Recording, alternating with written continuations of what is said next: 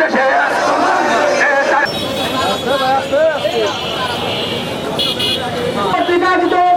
আজকের এই বিক্ষোভ সমাবেশে ইতিমধ্যে আমাদের মন্ত্রী উপস্থিত হয়েছেন। আজকের অনুষ্ঠানের মাননীয় বিশেষ অতিথি